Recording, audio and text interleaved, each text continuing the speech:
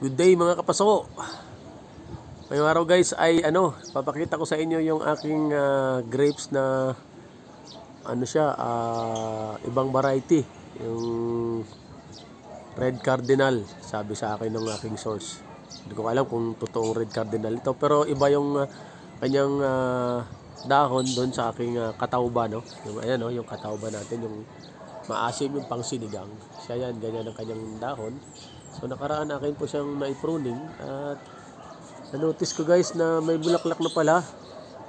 Ayan po oh. Ayan guys, ayan oh, marami siyang bulaklak. Ayan, at natuwa naman ako kasi nga ay matagal ko nang gusto magbunga ito eh. Tsaka meron pa siya sa isa oh, sa taas. Ayan guys oh.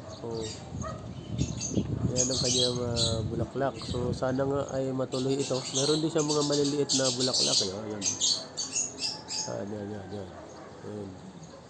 Pero ito maganda kasi marami oh. Saka yung isa, marami din yan oh. So sana nga guys mabuo yan kasi nga ay matamis daw ito eh. Meron po siya dito oh. Ayan pa oh. Ayan. So guys mga kapaso, pinapakita ko sa inyo guys ang ating grapes na may bulaklak na. Bye bye!